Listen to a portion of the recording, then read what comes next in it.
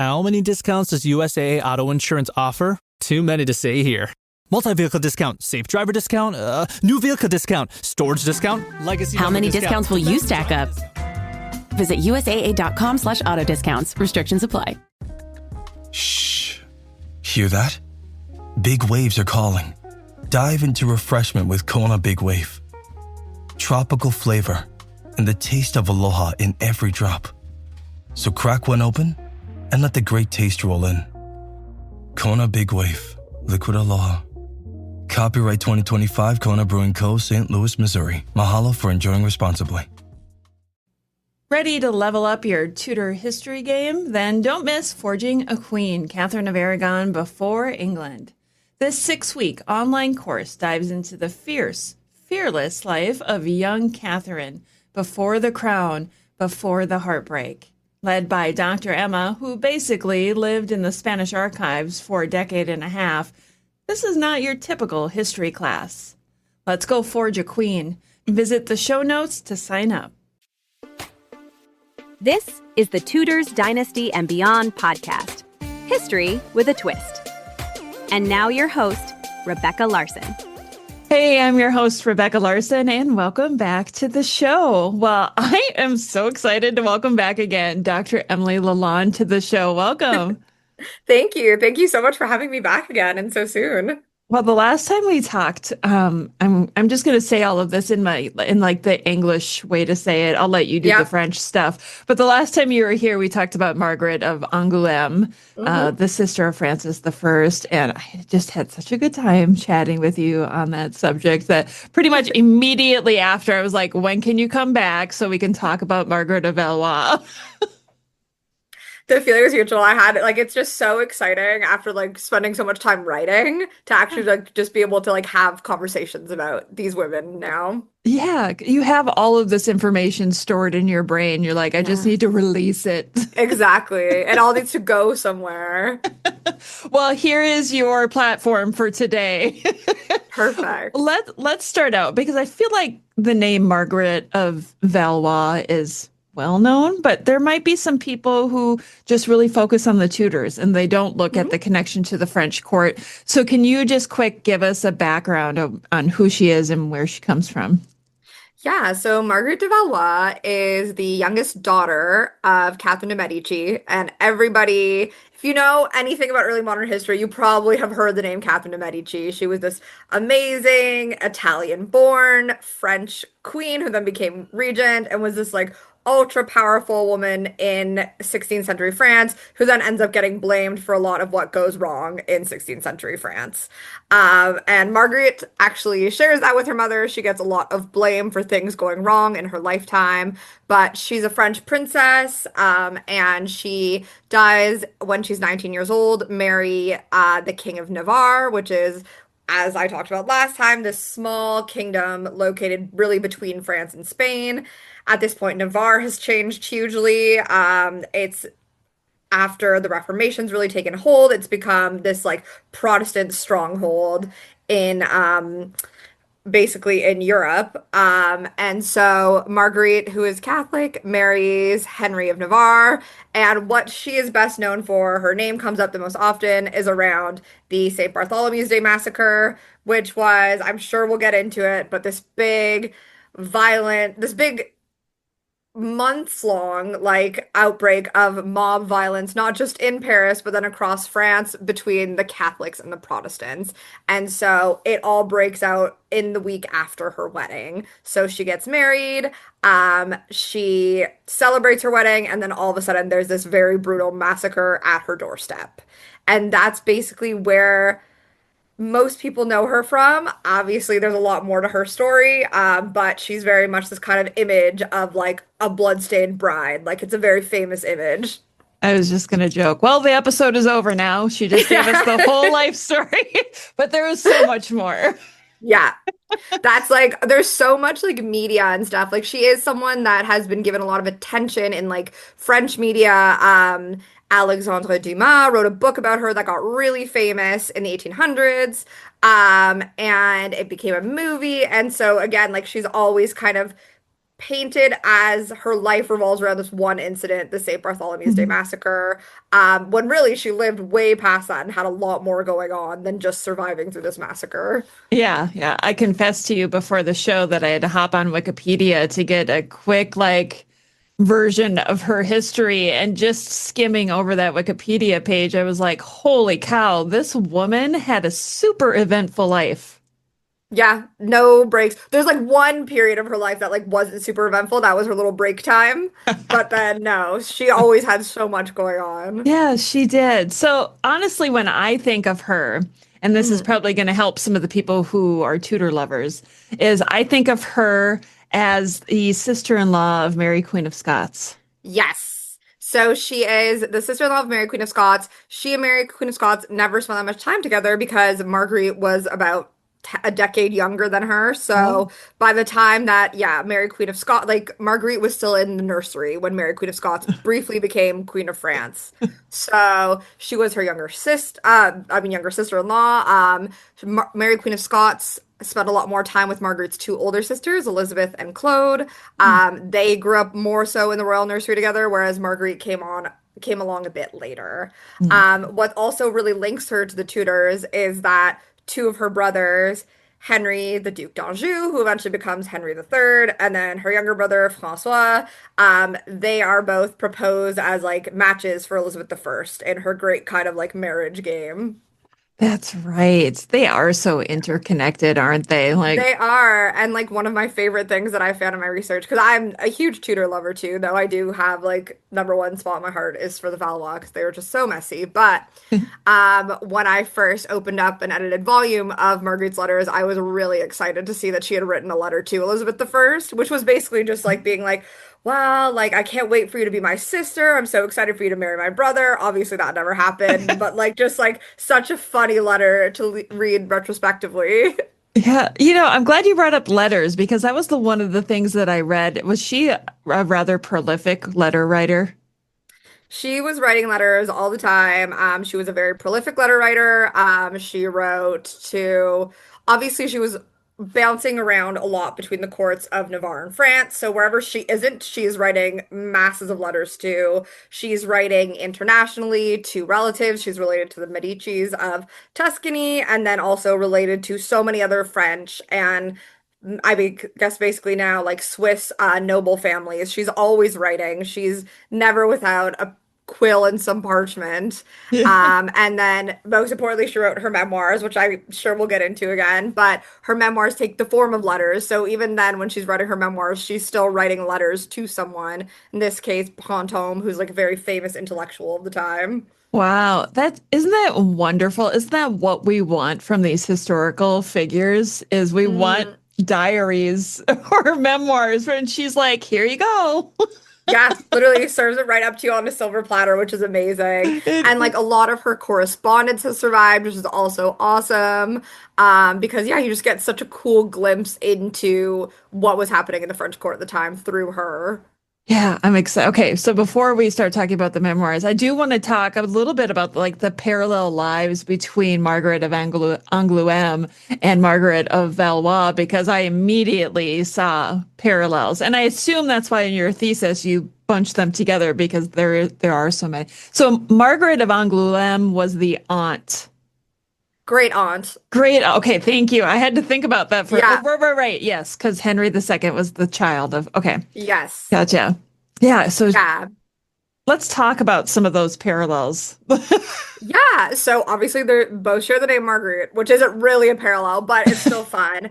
They're both sisters to French kings. Yeah. And they're both married off to Navarrese monarchs. In the case of Marguerite d'Angoulême, it's much more her choice. Margaret de Valois' case, it is very much a political marriage. They're both really prolific writers. They're also really invested in patronizing different artists, different religious figures. They spend a lot of their time trying to develop the arts and cultures of the courts that they lived in. They're very concerned about that. And then obviously they're both writers too, and they're Yeah. really into the written word, into practicing their craft, into just working with other writers to try and be the best they can be. And then there's obviously, I mean, they have stuff in common in terms of Both of them were married for a very long time and didn't have children. Marguerite d'Angoulême eventually had her daughter and her son, who passed away quite young. But Marguerite de Valois, as far as we know, never bore a child or even was pregnant. So they have all these really interesting kind of parallel positions, parallel interests, parallel, like just parallels, but then also diverge hugely as well. Where like Marguerite d'Angoulême, we remember her as being so loyal to her brother. Like Yeah. she is her brother's number one fan, number one supporter. She is doing everything she can for him. In instances where they have disagreements, she will usually to him and, she picks him basically above anyone else. Margaret de Valois is not like that. She has a lot of issues with her brothers. She has three brothers who become king. The brother she gets along with best is her youngest brother, who never becomes king of France. But even then, they don't have that kind of it's the two of us against the world solidarity that Marguerite d'Angoulême and Francois have. Margaret de Valois a lot of times ends up being a thorn in her brother's side, or vice versa. They love to nitpick in her life, and it's not all happy families here. Yeah, it seems like I don't know what I gathered was politically and religious. Like Yeah, those two things with her and her family caused a lot of problems in her yeah, the Catholics and the Huguenots, right? Like you yeah, talked about the Saint Bartholomew's massacre. Like yeah. that is the antithesis of the family right there. Exactly. And it happens in like completely I mean it happens in people's houses throughout Paris. It happens in like the Royal Palace, in the Tuileries. Like it's like this like very violent like military like massacre, but it's happening like in bedrooms and in on people's doorsteps. Yeah. I love how I read something that said that when, oh, was it the King of France was out just killing Huguenots, that Margaret was hiding some. Yeah, so her brother, the king, wasn't out killing anyone. He was hidden in his chambers. Okay. One of her brothers, the Duke d'Anjou, was a bit more involved in the massacre, Oh, was definitely do that. He would go on to become king afterwards. But Marguerite herself, she writes about this in her memoirs. She is in I'll try and tell the story as concisely as possible. She's with her mother, Catherine de Medici, and her sister. It's about to be bedtime. Her sister starts weeping, starts crying uncontrollably. And Marguerite's like, "What's wrong?" And she's like, "Well, I can't tell you what's wrong, but I really don't want you to go back to your husband and go back to the Huguenots. Like, it's not safe." And then Catherine de Medici, Marguerite's mother, steps in and says, "No, no, no, we need her to go back. Otherwise, they'll know something's wrong. And God willing, she'll be safe." So Marguerite goes back to her bedchamber and is very discomforted by this and is like, what is going on? Goes back to bed and then is basically awoken because someone starts banging on her door asking for help. It's a Huguenot. She doesn't know him. He barges in. He's injured, covered in blood. They both fall over the side of her bed, she says. She's like, I have no idea what's going on. And then the guards burst into her room, and her first instinct is to basically beg for the life of the man that who's come into her room, which she does. The palace guards, spare his life because they're in on it too. They're trying to get right. through as many Huguenots as possible. So she saves his life, and then she, according to her memoirs, goes back through the castle to go looking for her husband and to go find her family and say, okay, what's going on? This is horrible. She's witnessing people being stabbed with halbrands and everything.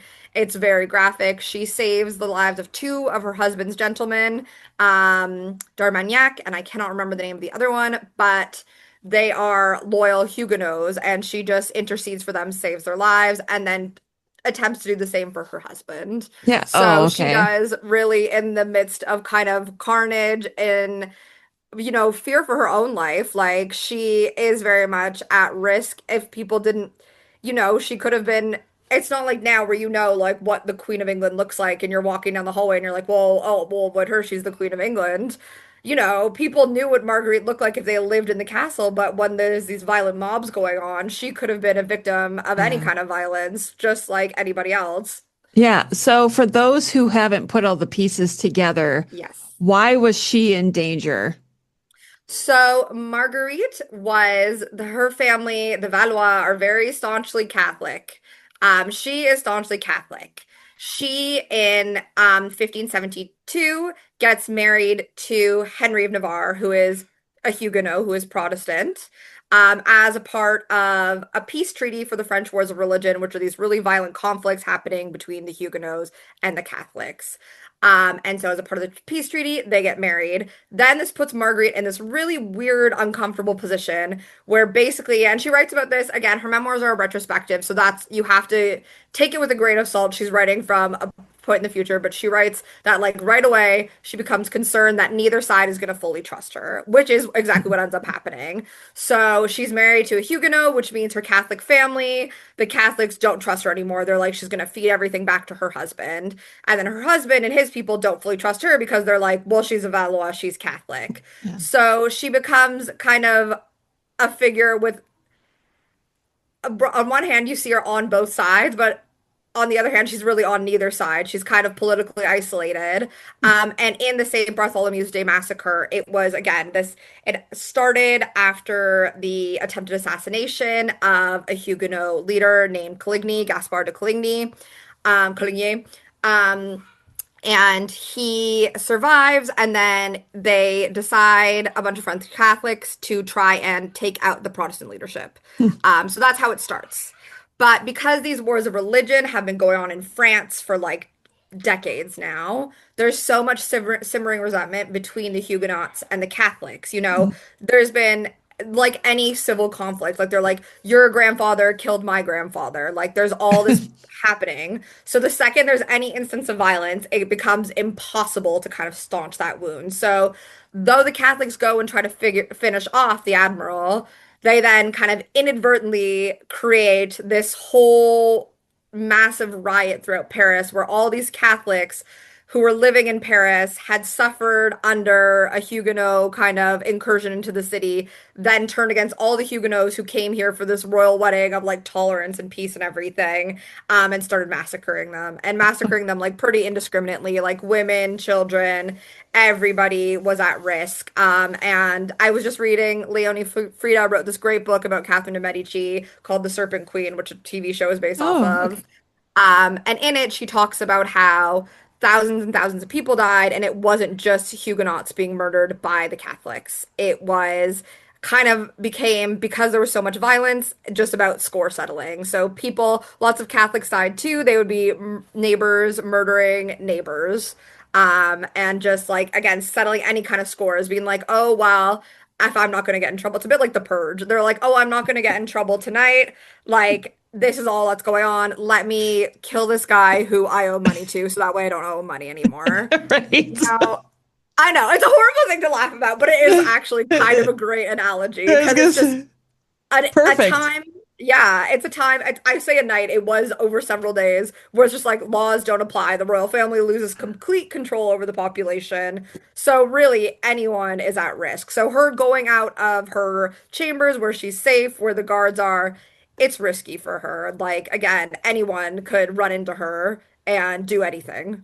Oh, so hindsight on this is Yeah. marrying your daughter to the King of Navarre might not turn out the way you want it to. No, no. It almost never does. Oh, okay. So let's talk about her relationship with her husband, the King of Navarre. And I want to tie this into the memoir because I just found a translated version of it, I think, on Google Books for free that I can't Yeah. wait to go back and read. So I don't my even gosh. know what's in it. But does she write about her relationship with the king? Because that's an interesting story. It's such an interesting story. So she writes a lot about her relationship. So when she's writing these memoirs, it's much later in her life when basically her husband, spoiler alert, becomes king of France. Her brothers all die. Her husband is the closest relation, so he becomes king of France. So she's writing at a time where her husband is in a lot of power, which means her memoirs kind of like have there's two things you have to consider while reading them is obviously she's gonna try to make herself sound as indispensable to him as possible because she wants, to have assurances of her safety and everything that's going on. But then at the same time, she's not gonna outright lie because he would be reading those to get that kind of positive feeling from her that she will be an asset to him. He would know, and his people would know if she was lying. So it's kind of dual. So in her memoirs and her correspondence, you see that it's a political marriage from the start. Um, I think, and again, there's so much conjecture about it. There's people who are like, she did not want to marry him to begin with. He didn't want to marry her. There was no interest. I think there was some interest there. There was some fondness. She writes about trying to protect him early on in their marriage. But, they're just two people from completely different worlds. It doesn't help that she never falls pregnant.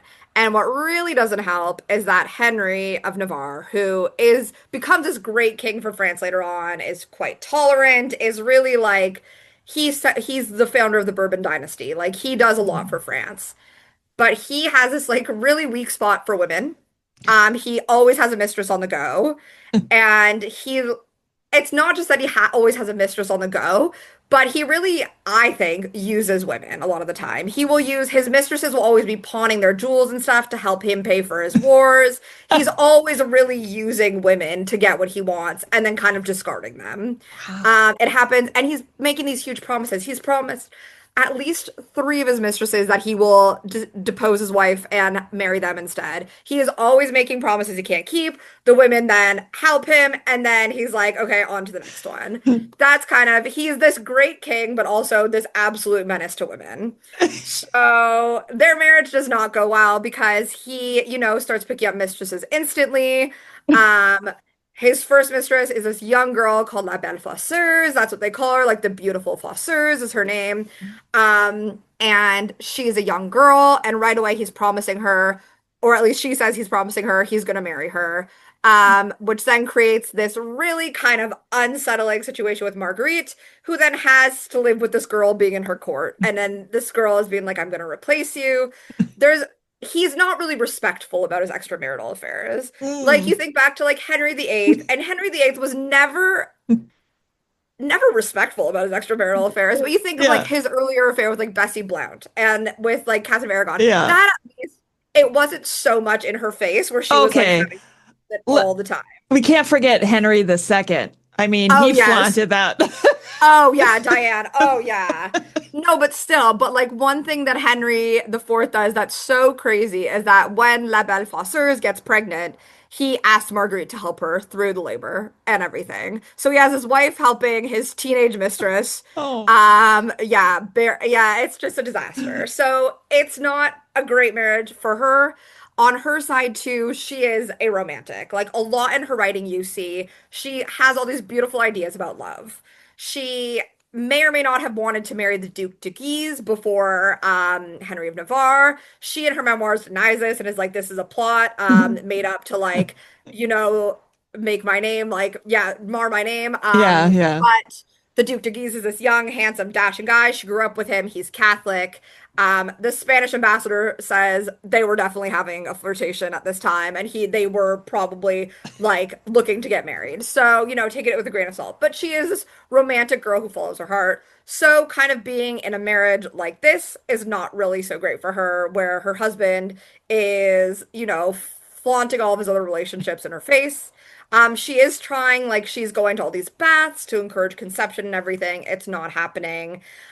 She ends up at least taking, or at least writing love letters to one man named Champvallon, who she writes these beautiful letters talking about, like, the idea of love. And he is her ideal of love. He's like this soldier. Oh. She's really into him. What goes on with Marguerite is that she's accused of having all these other lovers. There's not always proof that they were her lovers. They might have just been political allies. So D'Aubiac is one. There's in the famous movie La Reine Margot, Queen Margot, great movie from the 90s. There's another one that's portrayed there. Like, she is kind of portrayed popularly as like this kind of like nymphomaniac who can't keep her hands off of men, just like her husband can't keep his hands off of women. So their marriage is kind of plagued by these accusations and outright mutual infidelity. Yeah. So it's not a great marriage. There's one of her letters, which I love, which is her really writing to her husband and giving him a real talking to about La Belle Fosseuse after the whole situation where he asked her to help her give birth, which Marguerite does. She goes back to the French court, and her mother's like, "What are you doing? This is a disaster. Like, kick this woman out of your household." Yeah. And so Marguerite, and then he writes her an angry letter saying, "What do you mean you're kicking my mistress out of your household?" And Marguerite writes an equally angry letter back to him saying, "This has never happened to a French princess before. What you're putting me through is crazy."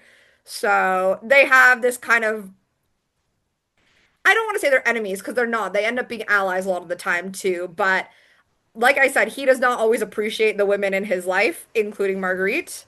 And so that seems to kind of be the start of all the major problems in their marriage. So good, so good, so good. Ready to rack to school and save big? Get to your Nordstrom Rack store today for thousands of deals from just $20. Because I want to look fresh. How did I not know Rack has Adidas? I got a new backpack. Score everyone's favorite denim, sneakers, boots, and activewear from Nike, Levi's, Steve Madden, Madewell, and Free People. Great brands, great prices. Everyone's got a reason to rack. Shop Nordstrom Rack and make it the best school year ever. On top of building this fake volcano for months, I give my daughter Smarty Pants vitamins to support her brain health. So her science fair project sounds more like and less like. And while I may say it's not a competition, of course it's a f***ing competition. Choose Smarty Pants vitamins to support your kid's brain health and save the science fair. Shop on Amazon, smartypantsvitamins.com, or at Target today. Wow. Yeah. When you were talking about all that, it kind of made me see some parallels between Margaret and Mary, Queen of Scots, especially maybe when it comes to men. And I always like to think that Mary, Queen of Scots was a romantic, and maybe I have her totally wrong, and I am willing to accept that. But it's interesting to see those parallels between those two women. Yeah, and like they grew up like with like access to the same libraries, same tutors. Like there's all these chivalric romances. Like there's all like this like talk of courtly love and everything. I can definitely see the parallels too. And I agree. I also like to think that Mary Queen of Scots was a romantic. To me, that makes a lot of her behavior kind of more understandable. Yes. And same with Marguerite. I mean, again, Marguerite, we have the privilege of having so much of her writing, like these love sonnets she's writing. And yeah, you get that perspective from her. So wow. Okay. And Margaret of Valois and Henry IV, did they have their marriage annulled? yes. So basically there's these French wars of religion going on forever. There's all these civil wars. Like we could do a whole other episode just about these and talking about all these people, and everybody's named Henry, and it's all really confusing. But basically, at the end of the kind of reign of her brother Henry III, it's becoming apparent that there's not going to be a royal heir to the Valois line, and that Henry of Navarre is probably going to become the next king of France. Which means he's like, shit, I'm going to become king of France and I don't have any children. Like, what do I do? So at this point, again, he has another mistress he's promising marriage to. His mistresses are bearing his children. So he's like, the problem is Marguerite, which, fair enough, the problem, Marguerite probably did struggle with her fertility, which later in her life, she becomes this very devoted aunt and everything. And it's like, it's nice to see that she gets that at least later in her life. Yeah. But this becomes a big issue for him, especially after Henry III dies. And they basically enter into like 10 years almost of like divorce proceedings. Just like modern day divorces go on forever, so did they back then. So they were trying to make concessions. It's a bit more complicated when you're trying to start a new dynasty in France. You're the Protestant king who, yes, has declared Catholic, but everybody still thinks you're Protestant at heart. You don't have a lot of popularity, and your wife is the Catholic princess of the old line. So he was not really coming at it from a place of complete power that like Henry VIII was going on his divorce proceedings. So there was a lot of negotiations, a lot of back and forth. Again, it took almost a decade for them to get through. And in the end, it was annulled, their marriage. They tried to annul it based on, I think, quite common myth is that it was based on her disagreeing with it in the beginning, which is true. But then it was also based on the grounds of consanguinity, like their relation, their blood relation being too close. There needed to be a papal dispensation before they got married, and it didn't arrive in time. So the Pope actually never agreed for their marriage to happen. So it was quite easy for them to annul it in the end. But in between all that, it was all this haggling over, okay, she's not going to be Queen of France, but like, can she still use like the like title like Queen of France or Princess of France because she's no longer sister of the ruling king or anything? And yes, she does. And so again, all this haggling back and forth. So really weirdly for them, what seems to work is that like their divorce seems to smooth over all the problems between them. They become really great friends later in life. She gets invited back to the French court. She looks after his children. She becomes an aunt to them. She gets becomes really good friends with his second queen. So I just, yeah, I think they're two people who should have never married, but Wow. afterwards, later in life, they actually end up having a way better, like, you think of, like, again, Henry VIII with Anne of Cleves and being like, she's the king's sister now. That's kind of the role that Marguerite de Valois would occupy in Henry the IV's court. She Mm. becomes basically this, like, proxy, like, sister, even though she's his ex-wife, to the king, and his new family. Okay, so she had some involvement in politics prior to that. After the annulment, did she have any involvement? Yes, so she became quite involved in. So the marriage gets annulled, I believe, around 1600. She comes back to Paris. At this point, there's so much to get into, but she's basically been living in exile, but exile by choice, basically, for the last like 15 years. And she's like, I'm ready to come back to Paris. I want to come back to Paris. So in 1605, she comes back to Paris and she takes more of kind of like, she's always been, again, really into literature, really into culture. She loves like throwing these big balls. She loves like having like music. She's a very artsy person. So when she comes back to Paris, the first thing she does is kind of establish this like salon. Like you think of like the later Mm. French salons. She establishes one of those. She builds up a new kind of house for herself in Paris, and she has all these intellectuals come and work out of her house. She also, again, becomes really good friends with Marie de Medici, who is Henry IV's second wife. She becomes a godmother to Gaston, their second son, and leaves all of her things in her will. Everything that she's inherited from the Valois line gets left to their oldest son, who will become Mm. Louis XIII. So she becomes this really like potent image of like continuity between the two dynasties. She also gets involved in Henry IV. Her ex-husband dies 5 years before her. He gets assassinated in 1610. The next 5 years, Mary de Medici is fighting for the regency over her son, and Marguerite is like basically at her back, like helping out with that too. So she is you again, you get this image of her as kind of either like a helpless victim or like a vixen who has all these lovers, but she's actually someone who's very astute, who's very tuned in, who knows when to step aside later in life. And early in life, she does not know when to step aside. But, you know, with age comes experience. And so later in life, she becomes, yeah, quite an important part of the beginnings of the Bourbon dynasty.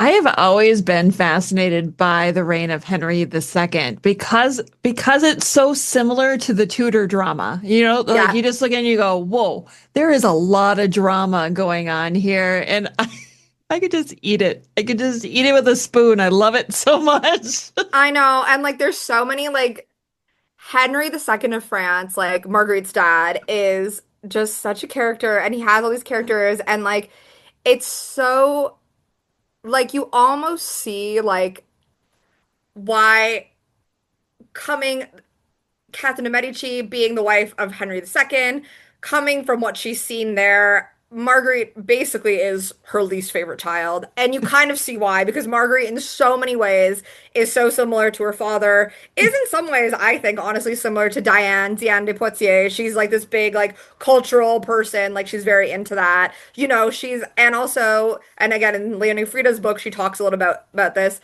out of all of Catherine de Medici and Henry II's children, they are all super sickly. A lot of them die. They all die young. They all die very young. Like I think before the age of 40.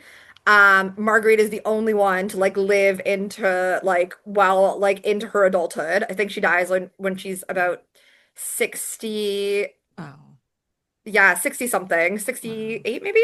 Um, but there's Lady Frida thinks that why they kind of clashed so much is because Marguerite was the one healthy child. And of course, she wasn't a son. She was the third born daughter. She was the kind of one of the more useless children you could have. Yeah. And so, in a way, that her good health becomes a slap in the face to her mother. And again, her beauty becomes, again, almost a slap in the face because Catherine de' Medici, unfortunately, by so many people, was not regarded as beautiful. Yeah. Oh, poor Catherine, huh? Yeah, I know. When I think of Margaret too, I immediately go to that sketch by is it Francois Clouet? Is that how you say it? Yeah. Just that beautiful sketch, which he also did one on Mary Queen of Scots, which is my favorite. You talked about her patronage. Was she a patron of the arts, like painting, painters, metal Yes, making? she was. She was. She definitely focused more on literature, but yes, she was a patron of the arts. She loved paintings. Again, like she gets exiled at one point in her life. She's doing all these intrigues during the French Wars of Religion. She gets exiled by her brother, and what starts off as this castle where they're like, you're banished to this castle, you're imprisoned here. That lasts for about a year, and then again, because she has this bad reputation, later on, people want to discredit the French monarchy. So they're like, she seduces her jailer. What Yeah. probably happens is that she bribed him or whatever. Her jailer is no longer her jailer. She has free run of this chateau that she's at in Uson. And she establishes this like gorgeous court there that has all these courtly entertainments, that has painters, that has this beautiful architecture. And it's to the point that like the King of Spain acknowledges her court. Like people like call it like the new Parnassus. Like they're like, this is a beautiful castle, Novelle, I think. And she's just like living her best life. That's when she's taking her 15-year break where she's hanging out there. She's writing her memoirs. She's establishing this court of beauty basically out in the countryside, avoiding the violence of the wars of religion. And yeah, so she does definitely have an eye for the arts. She likes theater too. She writes poetry, though none of it survives. She took part as a child. Catherine de' Medici loved to put on, which Marguerite does too, these great big like festivities where people will take part in scenes. Like you think of like the classic like one in Henry VIII's court with like the virtues, like those kind of scenes, and Marguerite would act in those and wear costumes and everything. Like she loved that. She just loved that. So yeah, and like Chloe's picture of her sketch of her is wonderful. Like you can really see the family resemblance in them, which I love. I love his Mhm. work. It is. I would say it's comparable to Hans Holbein. Yeah, yeah, yeah. And then there's also, so Rubens comes, he's a bit later on, Yeah. but he comes to the court. He paints for Marie de' Medici, so the second wife of Margaret's husband, this whole life cycle about her life. And he actually paints Marguerite in her coronation. She is basically the first princess of the blood at this point. She is like again, a very important noble. So she is in this huge painting in the Louvre. There's this life cycle of Marie de' Medici room, and you can see Marguerite holding like the Queen's train being at the back. And it's like What? it's cool. And it's like you actually get to see her like later in age. Like she's again remembered as this young beauty. And then there's, as it always happens with older women, there's this very misogynistic thing that when she comes back to Paris in her 50s, it's like, oh God, who is this disgusting old hag? But you look at her and she just looks like a happy middle-aged woman. Oh, I love that you brought up Rubens because we've talked about Rubens quite a bit on the show. Now I'm gonna have to go look for that painting. It's good. It's in, I'm pretty sure that one is called like the coronation of like Okay. Marie de' Medici. But like, yeah, there's this whole like beautiful life cycle that it's an amazing, if you go to the Louvre, I highly recommend going to that room. It's amazing. And it was just so nice and like affirming to be able to like stand in front of that painting and like see her there. And Rubens, I'm pretty sure painted himself in there too. Of course. As like a member of like the audience. Like it's really nice. Definitely Oh. worth a look. Okay, so now I have her memoirs to read, Yeah. and I have to go find this painting. Yeah. Okay, Some good so homework. a little bit. So as far as the memoir goes, I mean, Yes. we've only just scratched the surface, right? So Yeah. I think maybe I'm curious what you took from it or what you enjoyed. Was there a particular section where you're like, "Oh, this is good"? I really like, well, obviously the St. Bartholomew's Day Massacre section is really good because you're like, I mean, it's this huge moment of like tension. You have her kind of really painting herself as a hero, but also trying in some ways blaming her family, but also in other ways trying to shift blame onto other people. It's just like a really interesting, like you really get an idea of her position when you're reading that. You also get, I mean, throughout the memoirs, what I love about them, what I find astounding, and so much work has been done about like her use of emotions in them. What I love is like her self-awareness in a way that like you don't always like think of when you're thinking of early modern history because we don't have writings by other people that have survived like that. Like it's crazy to read it and like see that she's like thinking about like how she's writing about herself. She's noticing things and like remembering things that are strange, that are like, oh, whatever happened here. She's writing about like these really heavy emotions of being terrified or being angry. And in a way that's like, yeah, really like self-aware that I find. Writing about in some ways like how difficult it is to be a woman in her position. And you know, like living through that. And then there's also this great section. Again, there's so much to go on about in the wars of religion and her role in the wars of religion. But as kind of a sidebar while this is going on, she, at one point after her marriage, her husband, again, showing you how one-sided or just not great their marriage was, her husband escapes the court of France. He's being held prisoner there, and he leaves her behind. He's such a classy guy, isn't he? Like he's a really smart guy in some ways, and then in other ways I'm like, oh my God. And he like doesn't really treat his sister any better. So I think it's a women issue. I think he had a women issue. Mommy issue, maybe. I know, which is classic. Like so many men, basically because his mother was Queen Jeanne d'Albret, was Queen Regnant of Navarre, and much like I feel like James the Sixth slash First, when you follow a strong queen monarch, you always tend to go the complete opposite way as a man. So that's basically what he did. But anyways, he's left her at court. She's there with her favorite younger brother, Francois, and basically, this kind of plot comes afoot to get her brother a foothold in the Netherlands, which are in war right now. It's divided really between the Habsburgs and then the Protestant states of the Netherlands. And she's like, I have a great idea. Why don't we get my brother into the mix and maybe he'll be able to rule over the Protestant states of the Netherlands? Because you know what? We'll see. Like, they're rebelling. We don't really know what's going on. Like, we'll try and get him a foothold in there. So she lies to the king, who's her brother, Henry III, and says, I need to go to what is now Belgium and go to the spa there. I have like, you know, like eczema, basically. I have to go to the spa. My skin's not doing great. I would love to go to the spa. And her brother's like, well, thanks for telling me. This is great. Yeah, you and a bunch of ladies can go to the spa. Like, what else can you do? So, yeah. Oh my gosh. So that is her lies. Basically, she's like, I'm going to the spa. And her brother's like, yeah, like girls go to the spa. So she goes, and then instead of, well, she does actually eventually go to the spa, obviously. Like, you need to go soak in those medicinal waters. But while she's in Belgium slash the Netherlands, she is going around and trying to say, hey, would anyone around here be interested if my younger brother came and declared himself king of these Dutch states?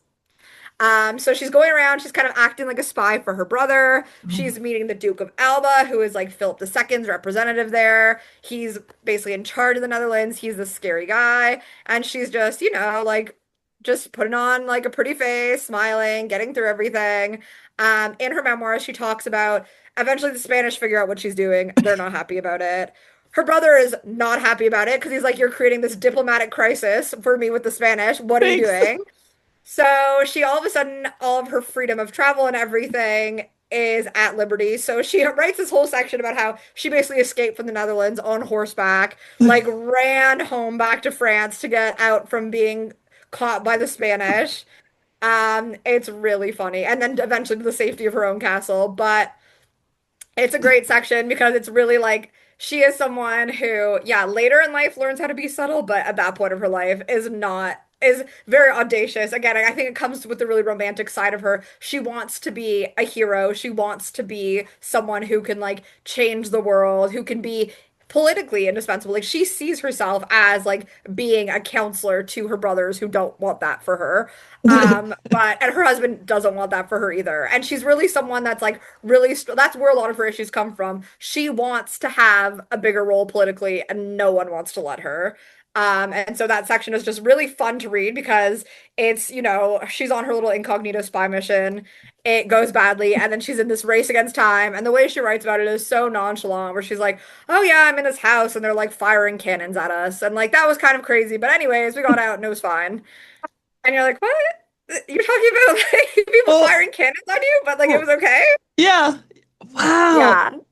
She's fascinating. She's really interesting. That's why, like, whenever you see any piece of media about her, and again, like, there's been like historical fiction, there's been movies, and people will end it at the same Bartholomew's Day massacre. And I'm like, to me, that's really just the beginning of her story. And then things just veer off. And then, like, later on, like, after that, she doesn't, this is not in her memoirs, but she is bounced around between courts all the time because she is too much of a nuisance for her brother and too much of a nuisance for her husband, and they hate each other more than anything. So they use her as a bargaining chip. So at one point, she gets kicked out of her brother's court, but then her husband's court won't have her back because they're like, well, we're going to use you. We'll take her back, but you have to give us this strategic foothold and this and that. Like she is literally used as a human bargaining chip. And in like 1584, 1585, she's like, screw this, I'm out of here. And so she, right now, at that point, there's a civil war going on between her brother, her husband, and the Duke de Guise, who may or may not have been her childhood love. And she says, screw this, I'm teaming up with the Duke de Guise and the Catholic League. I'm out of here. Goes, seizes a castle. And that's why she ends up in exile, is because she goes and seizes one of her towns, one of the towns that she owns technically for herself. Doesn't go great. She goes and seizes another fortress, and eventually her brother's troops capture her. But she really tries to like have this like completely independent rebellion. Yeah. And again, it doesn't work for her. She's not in a position to kind of make those demands. But to have that kind of like courage and to do that, it makes me love her. Like I'm like, she was just so audacious and so bad at planning in so many ways. But you just gotta love her. She just kept trying. Yeah, she was brave and bold. Holy, yeah, I can't stop laughing. Now I want to make a piece of merchandise, a mug or a tote that says, "I'm going to the spa." Like winky face. And then on the backside it'll be like, "Just kidding," or something. Yeah, like that. exactly. That was the best story I've heard in a really long time. I'm glad. Listen, she's writing this all very seriously in her memoirs, but it's so funny to read. You're just like, oh my God, of course. Yeah. And of course, like her brother buys it and is like, yeah, girls just want to go to the spa. Like, yeah, of course. Of course you want to go to the spa. Don't worry about it, yeah. What else do you women do? Exactly. And he's like, thank God she's getting out of my hair. What problems could she cause if she's going to the spa? Never mind that it's in this like really politically contested area. Like, whatever. Wow. He was just oblivious, huh? Yeah. Yeah. Oh gosh, that was a fun story. Okay, so we've talked about her memoirs. We've talked that she was a prolific letter writer. Yeah. You mentioned that she wrote poetry, but none exists anymore. Is there anything else that she wrote that we would know of? Yeah, so they're not as commonly known. So there's two pieces of writing that can basically be attributed to her. And so one of them she writes about it in her memoirs, which to me, I take that as the truth because if she were lying about it, it would, again, come out. It's about her husband at one point, while he's still a prisoner of the French, writes up a big defense of himself. He's accused of plotting against the king. In her memoirs, she writes, I wrote this all up for him. I don't think she would say that in her memoirs that she's writing to get into his good books if it wasn't true. So there's this piece of writing where he's talking and writing about his trauma from the St. Bartholomew's Day massacre, of seeing his companions dying and everything. And Marguerite definitely had some hand in writing that. So it's this really interesting kind of like, it's almost like a debate. Like she is trying to say, he's not involved in any trouble. He's just grieving. This is what's going on here. The other thing that she wrote is called the Discours droit et subtle. I have such a hard time pronouncing that in French, but it's just basically like like an honest like discourse, an honest and subtle discourse. And it's about, there was this French priest who really wrote this kind of tract on misogyny, and Marguerite wrote a kind of response back to him. So again, she's really interested in debate. And so she wrote this whole tract back to him, where she talks about women being God's most perfect creature, not men, because God created women after men, so therefore they were his final and best creation. So she's like, God created like women for men, but also women for himself then. Like, like yeah. It's like this Wow. whole like it's this whole tract. It's like basically like a proto like in this part in the early 17th century, late 16th century in France. Um, there's like this debate called La Querelle des Femmes, and it's basically this big debate going on between intellectuals about the role of women in like public life. Oh. And so this is like Marguerite having like a little spot in it where she is writing about how women should be considered to be not to be lesser, but to instead be greater than. Wow, this is fast. Okay, so for anybody who's listening today who has really enjoyed what we talked about, but wants to learn more, what Yeah. direction do you want to send them in? Okay, so there's a lot of good and interesting writing about her. The thing is, and I've touched on a bit, is that Marguerite was really a victim of a lot of like vicious propaganda against her, both during her lifetime, because there's these wars of religion going on. So the Huguenots are going to write these like horrible things about the ruling family, vice versa, because she's the wife of Henry of Navarre. She's going to have bad stuff written about her too from the Catholics. So a lot of work about her is concerned with separating her from this myth. A lot of times she's called Margot, not Marguerite. That was a childhood nickname. And she's called Margot because there was this really famous book written by Alexandre Dumas called La Reine Margot or Queen Margot, which was written in the Victorian era. And I would say it is sympathetic. Like it's a sympathetic view of her, but again, she's kind of presented as a woman who can't control her sexuality, who's, sleeping with all these men, who is really like too emotional, like it's a bad thing. So Yeah. there's this myth about her that scholars of Margaret call like Queen Margot. That's the myth about her, that she is Queen Margot. She is kind of this like nymphomaniac who's sleeping around with whoever, who is making these bad decisions on purpose because she's being led by her lust instead of anything else. So, anyways, long story short, La Reine Margot is a really interesting book, but you got to take it with a grain of salt. It's historical fiction about her. More recently, there's this amazing French scholar named Eliane Vianot. Hmm. And she's written a lot about her. Unfortunately, it is mostly in French. But her like whole career has basically been about the French Renaissance court, but then especially about kind of exhuming Marguerite from this image of Queen Margot. So she did a lot in the 90s, a lot in the 2000s. She's awesome. She has a whole website dedicated to Marguerite de Valois. If you read any French at all, I highly recommend her. If you don't read any French, there is a great scholar called Vladimir Shishkin, who's Russian, but a lot of his work has been translated into English. He's written a lot about Marguerite's court. He, again, takes a lot more of a historical approach in terms of looking at what her court was actually made up of, looking at all these kind of documents about what she had going on. Oh, He's really great. In terms of, there's a popular history book that came out a few years ago by Nancy Goldstone, oh, that who name I think sounds is a fun. really fun. Yeah, she's a really fun. She writes a lot of royal histories, popular histories. It's called The Rival Queens, I think, and it's a dual biography of Catherine de Medici and Marguerite de Valois.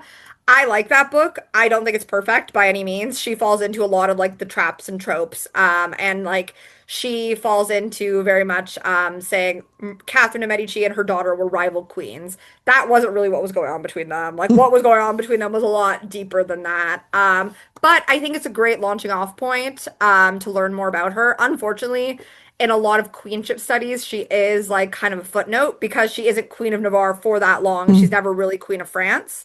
So she kind of gets forgotten about.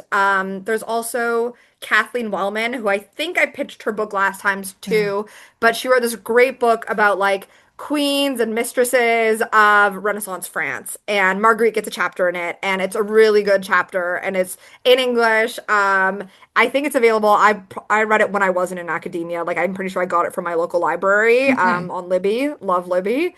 So yeah, highly recommend that. So they're all like Jacqueline Boucher wrote a book, but it's in French. It hasn't been translated into English. There's been a lot of work, especially coming from the kind of late 90s, because Alexandre Dumas' book La Reine Margot was adapted into this really famous French movie in 1994. So a lot of books about her and about that movie came out around them and like looking at this kind of myth of her. So there's a lot of, especially French books written about her from that time. But yeah, I would say like my top advice is for general interest, just to get to know the Nancy Goldstone book is fun and fine. And you get a good picture of what's going on in Henry II's court too. Yeah. There's Leonie Frida's book on Catherine de' Medici, the Serpent Queen, does feature quite a bit of Marguerite in it, though it's obviously based around Catherine de' Medici. And then Kathleen Wallman's book on Queens and Mistresses of Renaissance France is awesome. And then if you read any French at all, definitely just even look at Eliane Vianot's website.